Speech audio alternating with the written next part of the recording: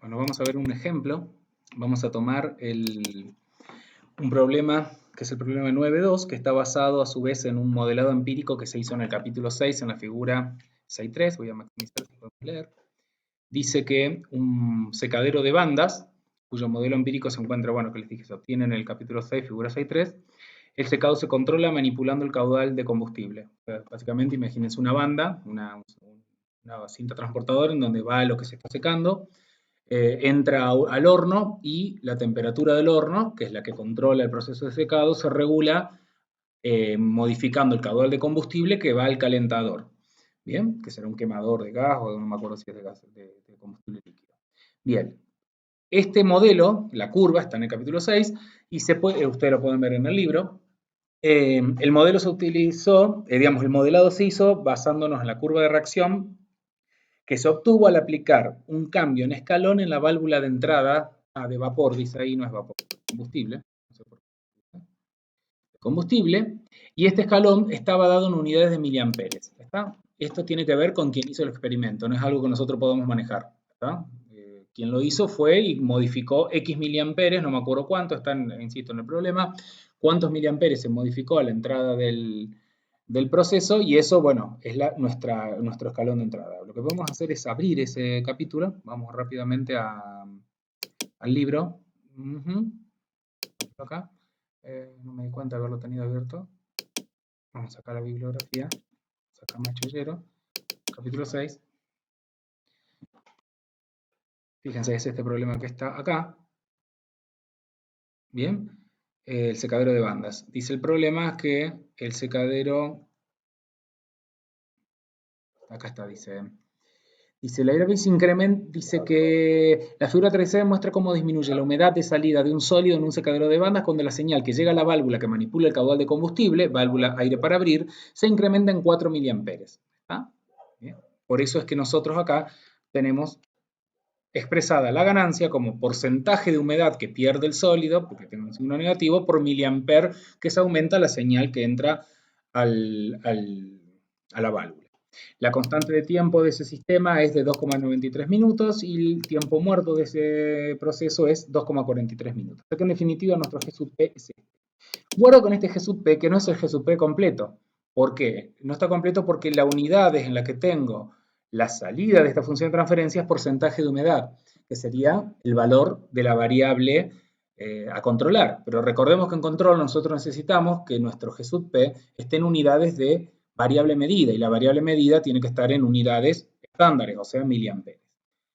Por suerte, aparte de decirnos que la válvula es del tipo aire para abrir, o A, recuerden que esto es air to open, por eso está AO, dice que el rango de sensor de medición de humedad es de entre 1 y 6% de humedad y lo mide en 420 miliamperes.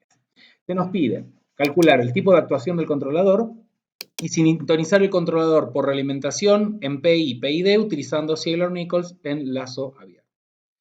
Bien.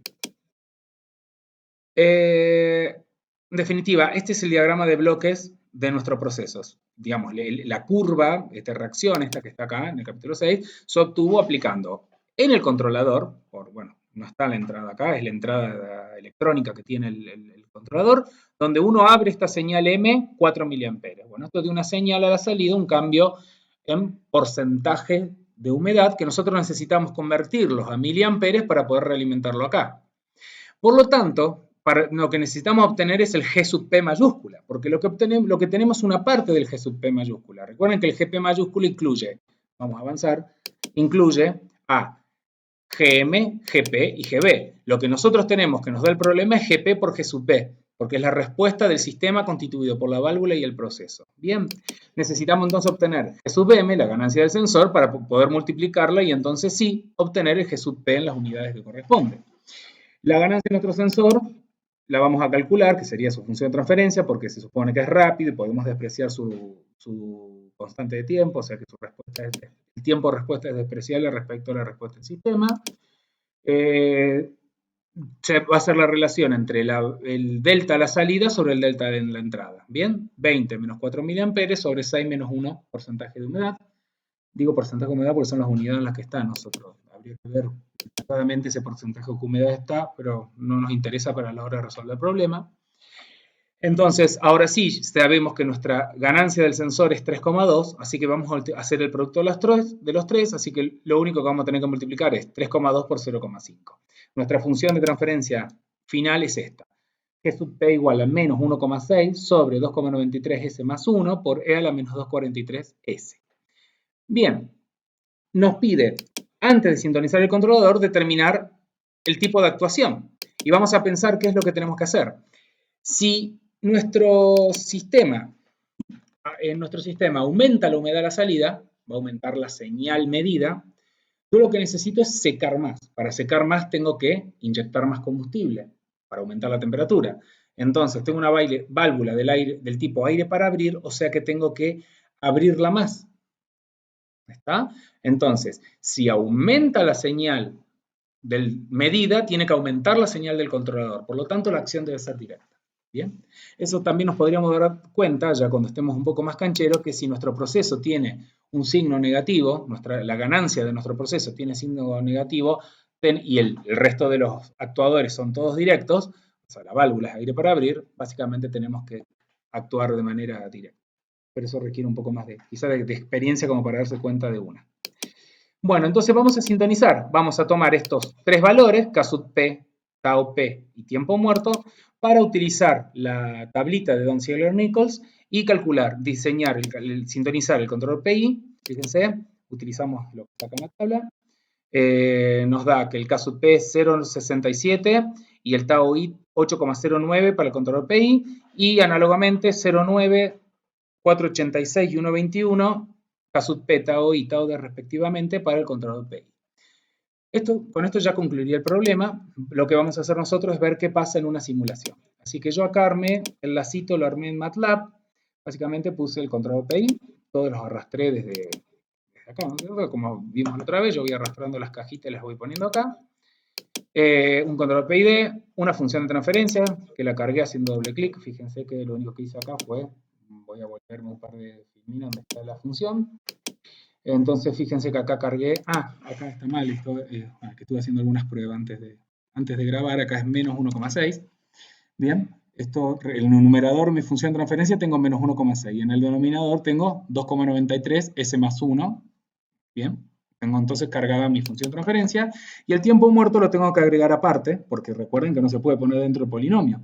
Por ese motivo, tengo que agregar una función tiempo muerto que se llama transport delay, o sea, retraso por transporte, y pongo 2,43, que es el tiempo del retraso en este caso, el tiempo muerto en este caso, 2,43. Va en positivo porque ya se supone que es retraso, o sea que no hace falta ponerlo en negativo. Cierro el lazo, tengo aplicado un escalón a tiempo 1, voy a aplicarlo a tiempo 0, con valor inicial 0 y valor final 1. Y vamos a entrar a hacer doble clic en el control PI, en el control PID, y vamos a sintonizarlo con los parámetros que nos dio nuestra tablita. Primero selecciono acá control PI, ideal, porque recuerden que el control de Ziegler-Nichols será ideal.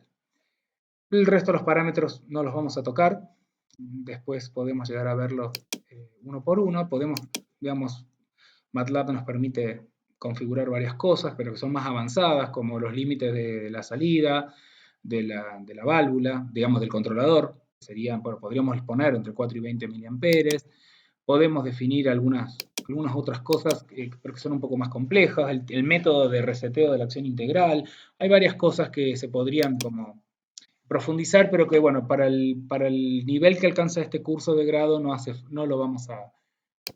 Bueno, entonces vamos a cargar los parámetros. Primero vamos a simular el controlador PI. Fíjense que para PI tengo que calcular acá K sub P, que va a ser 0,67. Bien, 0,67. Y el tau I 8,09. Como el controlador va a estar en directo, recuerden que si el controlador está en directo, el signo de mi acción proporcional es negativo. Si el controlador está en inverso, el signo del controlador es positivo. Como este está directo, tengo que ponerlo negativo. Bien, el tiempo integral, fíjense que acá nos da la fórmula del algoritmo de control.